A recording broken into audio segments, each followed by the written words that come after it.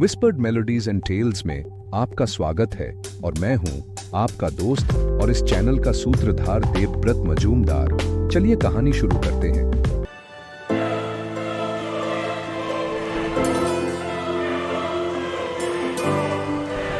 सुबह सुबह आंखें खुली तो देखा खिड़की से सूरज की किरणें कमरे को रोशन कर रही थीं। महेश अब भी सो रहा था। मैंने उसे जगाए बिना ही कमरे से बाहर आकर जेम्स के कमरे की तरफ गया। कमरे का दरवाजा खुला था। मैंने अंदर झांक कर देखा, कमरे में कोई नहीं था, पर रात की पार्टी के निशान वहीं कमरे में थे। मैं एक चक्कर पूरे कॉरिडोर का लगाकर वापस अपने कमरे में आ गया और महेश को जगाया। उसे तैयार होने का बोलकर मैं खुद नहाकर तैयार हो गया। महेश भी थोड़ी देर में तैयार हो गया और हमने कमरा खाली करते हुए नीचे रिसेप्शन पर आए, जहां अंकल उनका कुछ हिसाब किताब कर रहे थे। मैंने उन्हें कमरे की चाबी देते हुए पूछा, अंकल, जेम्स साहब और उनके दोस्त यहां से कब गए? अंकल ने कहा, सर, वो तो रात को ही चले गए थे और उनके दोस्त सुबह सुबह गए। मैंने पूछा, वैसे जेम्स साहब दिन में कहाँ मिलेंगे? उनका कोई ऑफिस है क्या? अंकल ने कहा, हाँ है ना, उनके घर पर ही ऑफिस है। मैंने होटल का किराया देना चाहा, पर रिसेप्शनिस्ट अंकल ने कहा, सर, जेम्स साहब ने कहा है आप उनके दोस्त हैं और आप जब भी आए आपसे किराया नहीं लेना है। मैंने अपना पर्स निकाला और 500 रुपये के 4 नोट उनको देते हुए बोला, अंकल, जेम्स साहब को मेरा थैंक यू बोलना। मैं आज के बाद आता हूं तो भले ही पैसा मत लीजिएगा, पर कल का किराया आपको लेना होगा। मैंने पैसा दिया और वहां से चला आया। हम होटल से निकलकर जंगल वाले रास्ते से भीमजोरी के ढाबे पर आ गए। हमने देखा कि वहां बॉबी और अजय दोनों नई स्प्लेंडर के साथ खड़े थे। बॉबी और अजय के बारे में जानने के लिए सुनिए मेरी कहानियां कविता रुद्र की और छाया, हकीकत या फसाना। दोनों ने मुझे देखते ही कहा, भैया प्रणाम, हम आपकी बाइक ले आए हैं, अब बताइए क्या करना है? मैंने कहा, वही जो तुम दोनों करते आए हो, आज तक वही करना है। मैंने अपनी एसयूवी की चाबी अजय को देते हुए नई बाइक का निरीक्षण करने लगा। CG060 नंबर प्लेट की बाइक देखकर मैं बहुत खुश हुआ, जैसे कोई मेरे घर से आया है। दुर्ग भिलाई की बात ही कुछ अलग है। मैंने एक स्प्लेंडर को स्टार्ट किया और अजय को साथ लेकर राइड पर बिरसा की ओर ले लिया। मैंने बिरसा के शुरू होते ही बाइक रोकी और अजय को बोला, याद आ रहा है कुछ अजय, इस जगह को देखकर? अजय बोला, हाँ भैया, कैसे भूल सकता हूँ इस जगह को, ये वही स्पॉट है ना जहां आपने। मैंने अजय को रोकते हुए बोला, बस कर अजय, अब वो कहानी फिर से मत याद दिला। ऐसा क्या हुआ था बिरसा में? वो क्या कहानी थी जिसको रुद्र याद नहीं करना चाहता था? अजय कैसे नहीं भुला था इस स्पॉट को? जानने के लिए इस कहानी को ध्यान से आखिरी तक सुनिए और इसके बाद आने वाली कहानी को सुनने के लिए चैनल को सब्सक्राइब कीजिए, साथ में बेल आइकॉन को दबाना न भूले, ताकि जैसे ही नई कहानी आए आपको उसकी जानकारी मिलती रहे। हम वापस भीमजोरी ढाबे पर आए तो प्रदीप भी आ गया था। मैंने महेश को बोला, ले महेश, ये बाइक तेरी। अब जब तक मलाजखंड में है। और प्रदीप, तू ठीक है ना? कैसी रही रात? तुझे नन दिखी कि नहीं? प्रदीप बोला, नहीं भैया, मुझे तो कोई नन नहीं दिखी, मैं तो आराम से सोया। मैंने कहा, ठीक है भाई, लगता है नन को मेरे से ही परेशानी है। चल अब साइड पर चलते हैं और तुम दोनों, बॉबी और अजय, तब तक हॉस्टल में मेरे कमरे में सो लो। दोपहर को एक साथ खाना खाएंगे। मैं साइट पर कुछ देर काम देखने के बाद महेश और प्रदीप को साइट पर छोड़कर फिर से मटेरियल की खोज में चला गया। आज मैं 2 बजे तक ही साइट पर वापस आ गया था और साइट पर आते ही मैंने उन गांव के 4 लड़कों को बुलाया। उन्हें 1 दिन की रोजी देते हुए बोला, आज का काम बस इतना ही, अब तुम लोगों की आज के लिए छुट्टी और ये 200 रुपये एडवांस में रखो। कल रविवार है, गांव में मंडई है, घर के लिए कुछ जरूरत का सामान खरीद लेना। मंडई छत्तीसगढ़ में बाजार मेले का दिन होता है। तुम लोग अब सीधे मंगलवार को आना, क्योंकि सोमवार को शिवजी के दिन गांव में त्योहार होता है। गांव की मान्यता है कि त्योहार के दिन काम नहीं करते। वो लड़के खुशी खुशी सामान समेटकर ट्रैक्टर पर बैठ गए। उनकी खुशी को मैं महसूस कर पा रहा था। वो चारों लड़के मेहनती थे, रोज सुबह सुबह हॉस्टल में आ जाते थे, जैसा कहा जाए वैसा करते थे। गांव के सीधे साधे लड़के थे जो उनके परिवार के लिए रोज पैदल जंगल से आते थे। शाम को सूरज ढलने के बाद ही शायद घर पहुंचते होंगे, जहां उनकी बूढ़ी माँ और पिता उनका इंतजार करते होंगे कि लड़का कब 50 रुपये कमा कर आएगा और साथ में खाने का राशन भी लाएगा। यही अधिकतर जंगलों में रहने वाले आदिवासियों की कहानी है। जंगलों में जंगल के उपज के अलावा कुछ नहीं होता और ये भोले भले आदिवासी उन बेशकीमती उपज को 2 मुट्ठी चावल और नमक के लिए जेम्स जैसे धूर्त लोगों को दे देते हैं। उन आदिवासियों को पता ही नहीं होता है कि जंगल में मिलने वाली अंजीर, गांजा और कई सारी वस्तु का मोल क्या है बाजार में। घर की महिलाएं जंगल से ये सब इकट्ठा करती हैं और मर्द या तो शहर में कहीं मजदूरी करता है या जंगल में जानवर चराता है। मेथोडिस्ट चर्च इन्हीं जैसे आदिवासी बच्चों को शिक्षित करने का काम करती है ताकि वो भी इस दुनिया में कुछ कर पाएं। पर जेम्स और उसके दोस्तों जैसे भेड़ियों की वजह से ही इन आदिवासी बच्चियों को कम उम्र में जुल्मों का सीकर होना पड़ता है। मैं मन से चाहता था कि इस जुल्म को खत्म करूं, पर उसके लिए वजह नहीं मिल रही थी और जैसा कि मैंने कहा था कि वजह के बिना कोई काम संभव नहीं।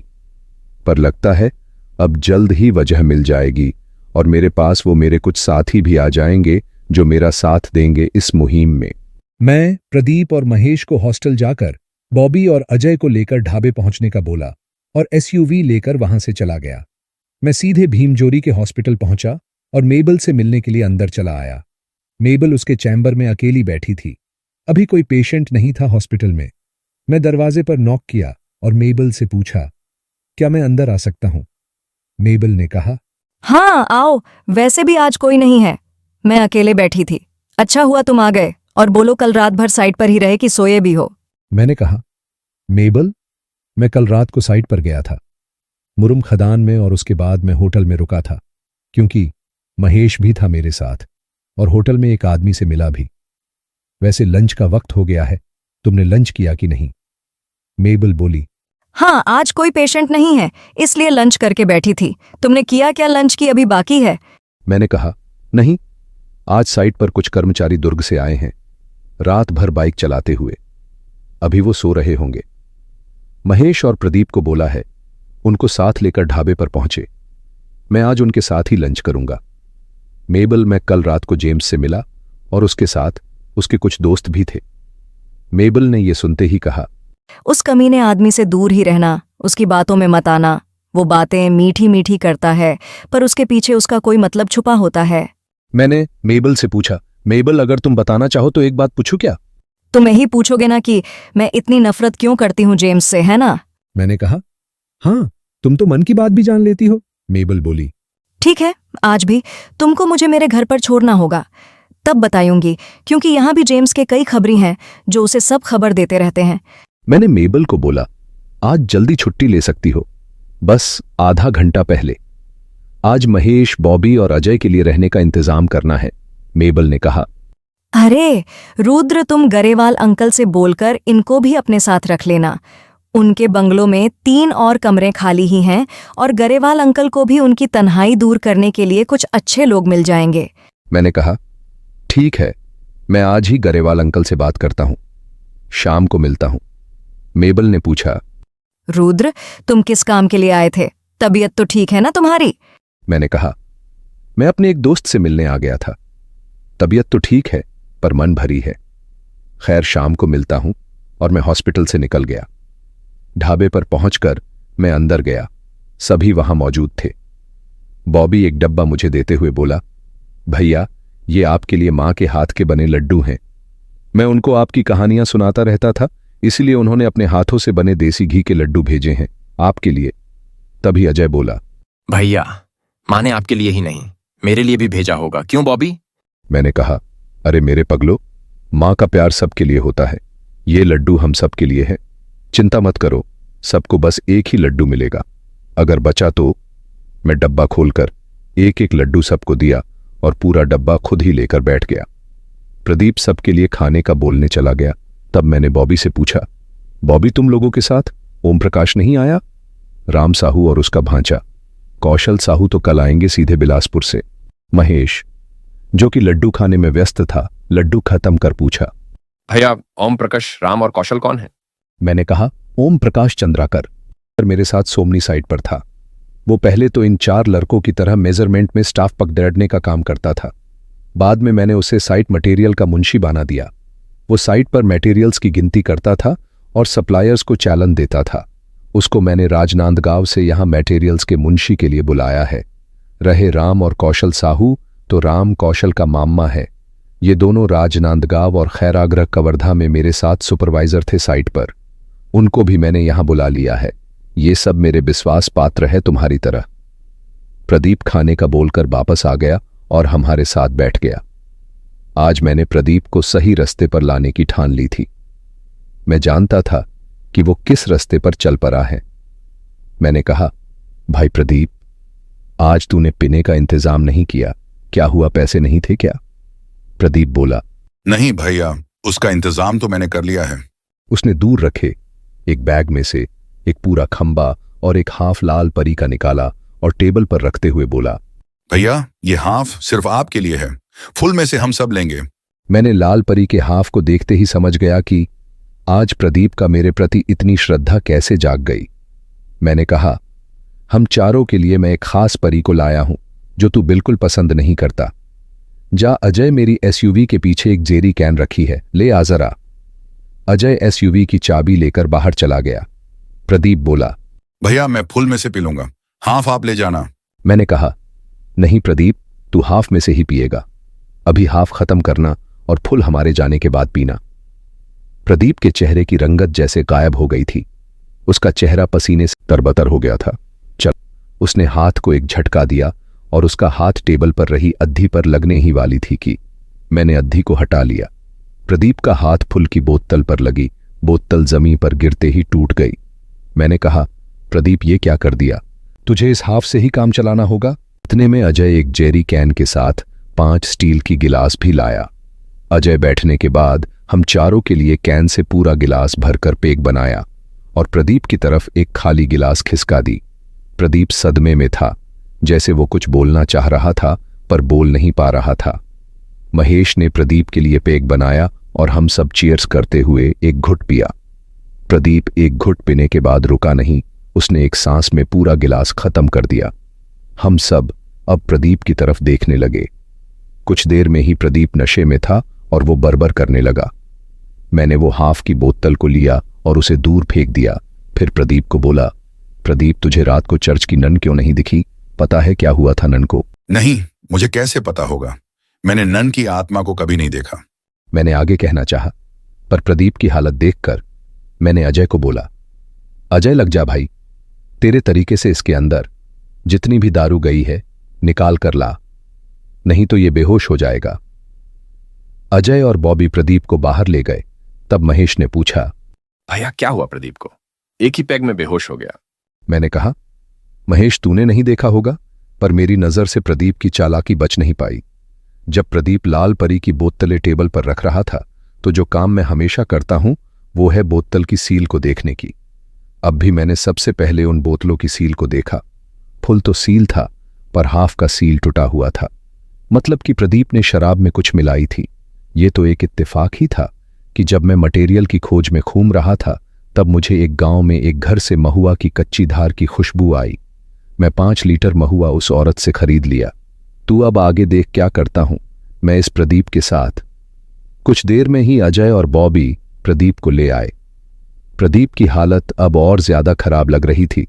मैंने अजय से पूछा, भाई अजय क्या किया प्रदीप के साथ? अजय बोला, भैया बस अपने तरीके से निकाल दिया इसके अंदर की गंदगी को। मैंने कहा, कैसे भाई? बस भैया, मैंने 2 पंच मारे इसके पेट में और बॉबी एक लात पिछवाड़े में मारा और निकल गया इसके ऊपर से, आगे से और पीछे से जो भी अंदर था। मैंने कहा, अरे भाई 2 उंगली से भी निकाला जा सकता था, उलटी करवाकर पंच मारने की क्या जरूरत थी? क्या भैया आप ऐसा ही करते हैं? आप ही ने बोला था मेरे तरीके से और मुझे यही तरीका पता है। मैंने प्रदीप से बोला, देख रहा है प्रदीप कैसे है ये मेरे दोनों बालक। खैर तू ये बता, तू ऐसा क्या कर रहा है जिससे तू 2 महीनों में मालामाल हो जाएगा? प्रदीप बोला, भैया मैं बिजनेस कर रहा हूं। मैंने कहा, कैसा बिजनेस भाई? प्रदीप बोला, मैं अपने गांव में होने वाली उपज का बिजनेस कर रहा हूं। मैंने कहा, प्रदीप आज तुझे मैं एक मौका दे रहा हूं कि जिस रास्ते में तू चलना आरंभ किया है ना, उस रास्ते को छोड़ दे, मत चल उस रास्ते पर। वो रास्ता एक भूल भुलैया है जहां घुस तो सकते हैं पर निकलना मुश्किल है। उस रास्ते पर चलकर मैं निकल भी आया हूं, इसीलिए समझाना चाहता हूं कि मत चल ऐसे रास्ते पर। अभी सच बोल दे, नहीं तो जिंदगी दूसरा मौका नहीं देती रे पगले। तू सच बोलेगा तो मैं जैन साहब को बोलकर तुझे उनकी फेर्रो एलॉय फैक्ट्री का सिविल मेंटेनेंस इंचार्ज बना दूंगा। प्रदीप बोला। मैं सच बोल रहा हूं भैया, मैं अपने गांव में ही बिजनेस कर रहा हूं। मैंने कहा, मतलब तू सच नहीं बोलेगा, है ना? अरे पगले, तू क्या मुझे एक बच्चा समझता है? मैं तुझे बस आखिरी बार पूछूंगा, तू सच बोलेगा कि नहीं? प्रदीप उसकी वही रट अलाप रहा था। अब मुझसे रहा नहीं गया और मैं बोला, ठीक है भाई प्रदीप, अब मैं तुझसे कुछ नहीं पूछूंगा, बस इतना बता दूं कि मैं सब जानता हूं तूने क्या किया, और तू अपना नसीब समझ कि तू अभी भी मेरे साथ बैठकर पी रहा है। चल अब खाना खा ले और दुर्ग चले जाना। खाना खत्म करके दुर्ग पहुंचकर अतुल और जैन साहब को बता देना कि तू बिजनेस चालू किया है, इसलिए नौकरी छोड़ रहा है। मैं तुझे यहां अपने साइट पर कल से देखना नहीं चाहता। प्रदीप के कदमों के नीचे से जैसे जमीन खिसका दी थी मैंने। प्रदीप बोला, भैया मुझे माफ कर दो, मैं जेम्स के कहने पर उसके साथ मटेरियल उससे लेने की बात की थी। इतनी सी गलती हो गई कि आपको पूछे बिना ही मैंने उसे हां बोल दिया था। मैं प्रदीप की इस बात पर जोर जोर से हंसने लगा और बोला, प्रदीप तू अब भी सच नहीं बोल रहा है। चल पहले खाना खत्म करते हैं, फिर सोचूंगा तुझे माफ करना है कि सजा देनी है। हमने खाना खत्म किया और सब एक साथ ढाबे से निकल गए। मैंने सबको एक साथ एसयूवी में बैठने का बोला और अजय को एसयूवी चलने बोला। अजय एसयूवी को दूर ले गया और साइड में लगा दिया। तब मैंने प्रदीप से बोला, प्रदीप कुछ देर सोच कि तूने क्या किया है और सच बोल दे। सच बोलेगा तो मैं तुझे माफ कर दूंगा, और अगर मैंने तुझे सच बताई तो तू समझ लेना कि तुझे सजा मिलेगी, बराबर सजा मिलेगी। क्यों बॉबी, ये डायलॉग याद है ना तुझे? बॉबी बस मुस्कुरा दिया। मैंने बोला, देख रहा है महेश, अपना बॉबी कैसे खुश हो गया कि भैया शाबाशी देगा, इनाम देंगे प्रदीप को। चल भाई प्रदीप शुरू हो जा, क्या कहना है तुझे? प्रदीप बोला, भैया मैंने सच कहा है, बिल्कुल सच। मैंने कहा, नहीं प्रदीप, सच मैं तुझे बताता हूं, सुन ध्यान से। तू जब दुर्ग से मलाज खंड के लिए चला था, उसके पहले ही तेरी और भुवनेश्वरी में बात हो गई थी कि वो किसी और से शादी कर रही है। इसलिए नहीं कि तू गरीब है, इसलिए कि तू अमीर बनने के लिए कुछ भी कर सकता है, किसी की जान भी ले सकता है। जब तू जान ले सकता है तब तू किसी के भरोसे को भी तोड़ सकता है। ये मैं नहीं, भुवनेश्वरी की कही हुई बातें हैं। अरे पगले, मैं तुम्हारा भैया सिर्फ मुख से बोलने के लिए नहीं हूं। अब तू सोच रहा होगा कि मैं कैसे जानता हूं, तो सुन। भुवनेश्वरी से अजय मिला था कल उसके रायपुर वाली ऑफिस में। मेरा फोन नंबर दिया था उसको और मेरी बात करवाई थी भुवनेश्वरी से। तब मुझे सब पता चला। भुवनेश्वरी ने तुझे एकदम अच्छे से पहचाना है। तू किसी का भी खून कर सकता है। तेरे लिए सिर्फ पैसा जरूरी है, कैसे भी मिले, किसी की जान ही क्यों न चली जाए, जैसे मेरा खून करना चाहता था तू। अब तू ही बता बॉबी, मैं क्या करूं, इसे माफ कर दूं या? अजय बीच में ही बोल पड़ा, भैया इसे मुझे दे दो, मैं अपने हिसाब से देख लूंगा। मैंने कहा, रहने दे अजय, माफ करे देते हैं। जा प्रदीप, माफ किया, पर अब कोई गलती से भी गलती मत करना। ये मैं तुझे तीसरी बार माफ कर रहा हूं, चौथी बार नहीं करूंगा। भैया मैं अब कोई गलती नहीं करूंगा भैया। मैंने अजय को एसयूवी वापस ढाबे पर लेने को कहा। फिर प्रदीप को ज्ञान देने लगा, प्रदीप, जेम्स के साथ कोई बात मत करना इस बारे में, और उसका किसी काम में भी साथ मत देना, वो एक स्मगलर हैं। हम ढाबे पर पहुंचे और मैंने एसयूवी अजय से लेते हुए उनको हॉस्टल में जाने बोला। साथ ही अजय, बॉबी और महेश को रात 9 बजे मलाजखंड कॉपर क्लब में दादा की दुकान में आने का बोलकर मैं वहां से हॉस्पिटल आ गए। मेबल मेरा ही इंतजार कर रही थी हॉस्पिटल के बाहर, और मेरी गाड़ी को देखकर वो गाड़ी में आकर बैठते हुए बोली, रुद्र, मुझे लगा कि तुम ही कहीं काम में भूल गए हो कि आज 5 बजे हमें घर जाना है। मैंने कहा, मैं भुला नहीं मेबल, किसी काम को खत्म करने में बस थोड़ी देर हो गई। मैंने गाड़ी चालू किया और गाड़ी को साइड की तरफ ले लिया। मेबल बोली, रुद्र, तुमने गलत मोड़ ले लिया है, हमें लेफ्ट में जाना था। मैंने कहा, मेबल, मैं गलत नहीं लिया, बस एक नए रास्ते पर ले चला हूं। शायद तुम इस रास्ते पर कभी नहीं आई, इसलिए तुम्हें कुछ दिखाना भी था और बात भी करनी थी। मेबल बोली, पर यहां से कोई रास्ता नहीं है, यहां से तो जंगल है। मैंने कहा, मेबल, मैं वही तो दिखाना चाहता था, जंगल में रास्ता कैसे और कहां से निकलता है। मैं मेबल को उसी मैदान में ले गया जहां मैंने मुरुम की खदान बनाने की और उस मैदान को एक सुंदर झील में परिवर्तन करने की सोची थी। मेबल थोड़ी डरी डरी सी थी, क्योंकि वह मेरे बारे में कुछ नहीं जानती थी और अकेले मेरे साथ जंगल में आ गई थी। मैं उसके चेहरे की हाव भाव को समझ गया। मैदान पहुंचकर मैंने कहा, मेबल, तुम मुझसे डरो नहीं, वैसे डरना जरूरी है। आज के जमाने में एक अनजान अजनबी लड़के के साथ उसके एक कहे पर आ जाना भी सही नहीं है। कौन जानता है कि किसके मन में क्या बात है। इसलिए तुम मेरी ये पिस्तौल को अपने पास रखो, तुम्हारी सेल्फ डिफेंस के लिए। मेबल मेरे ऐसा कहने पर और डर गई और मेरे से पिस्तौल ले लिया।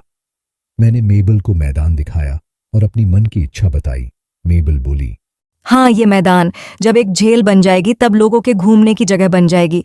चलो अब चलते हैं यहाँ से। मैंने मेबल के डर को समझते हुए वहां से निकल गया। जब गाड़ी जंगल से निकलकर पक्की सड़क पर आ गई, तब मैंने पूछा, मेबल, तुमने कहा था कि तुम बताओगी कि तुम जेम्स से इतनी नफरत क्यों करती हो।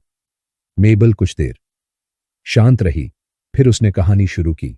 हॉक फोर्स का गठन ईयर 1998 में मध्य प्रदेश में बढ़ते नक्सलवाद के खतरे से निपटने के लिए किया गया था।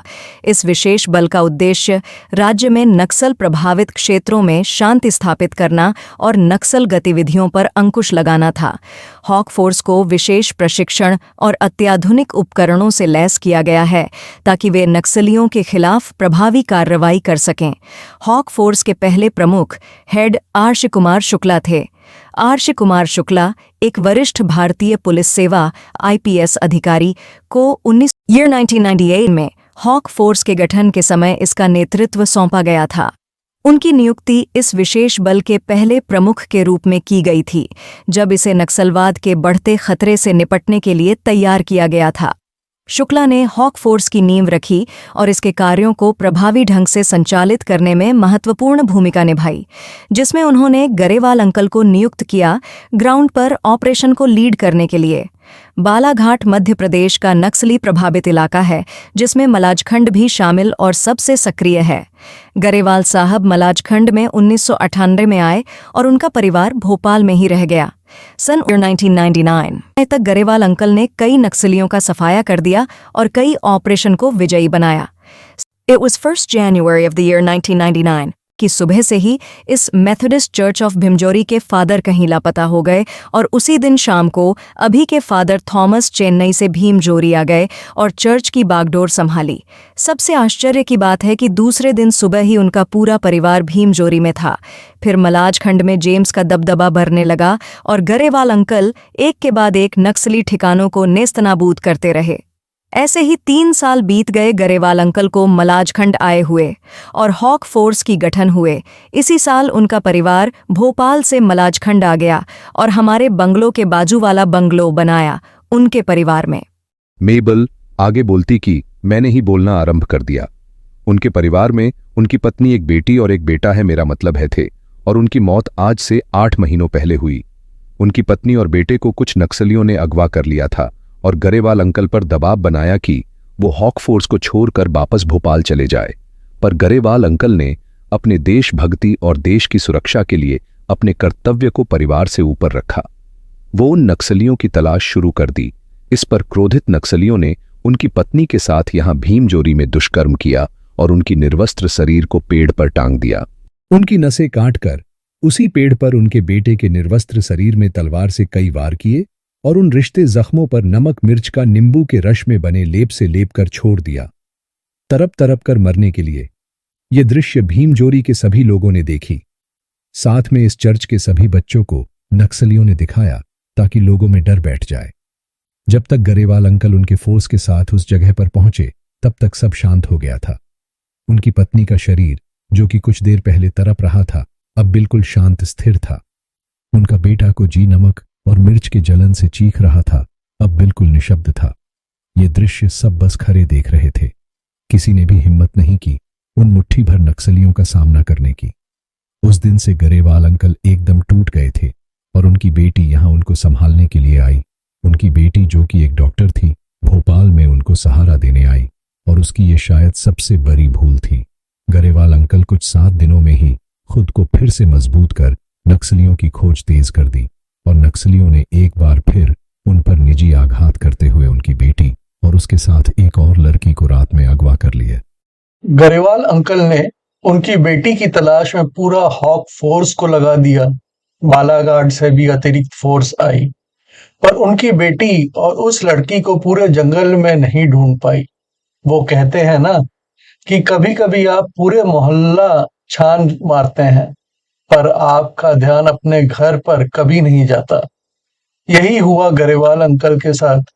वो पूरा जंगल ढूंढते रहे और ठीक 7 दिनों बाद उनकी बेटी के साथ सिर्फ 4 नक्सलियों ने दुष्कर्म किया, वो भी सबके सामने, और इसी मेथोडिस्ट चर्च के पीछे। उनकी बेटी को भी निर्वस्त्र हालत में पीछे वाली दीवार जहां खिड़की है छोड़कर जंगल में भाग गए, और यहाँ के लोग बस उनकी बेटी की नग्न शरीर को देखते रहे कि तभी 2 अनजान नौजवान आए और गरेवाल अंकल की बेटी को एक चादर में लपेटकर उनके साथ उनकी कार में ले गए। यहाँ भीमजोड़ी में कोई नहीं जानता कि वो नौजवान कहाँ से आए थे और कौन थे, और शाम के अंधेरे में उनका चेहरा भी कोई ठीक से नहीं देखा होगा। पर लोग ये जरूर कहते हैं कि एक और लड़की थी जिसे कि नक्सलियों ने बांध रखा था, और वो बुरखे में थी, जिसे नक्सलियों ने सब हो जाने के बाद छोड़ा। और वो लड़की चर्च से कहाँ गायब हो गई किसी को नहीं पता, या लोग उस लड़की के बारे में नहीं बोलना चाहते। क्यों मेबल, मैंने यहाँ तक ठीक कही ना? मेबल चुप थी और उसके आंखों से आंसू थे। वो कुछ भी नहीं बोली और बस रोती रही। इतने में मेबल का घर आ गया। अगर आपको मेरी कहानियां अच्छी लग रही हैं, तो मेरे वीडियोस को लाइक करें और मेरे चैनल को सब्सक्राइब जरूर करें। साथ में बेल आइकॉन को दबाना मत भूलिए, ताकि आपको मेरी नई वीडियोस की जानकारी मिलती रहे। धन्यवाद।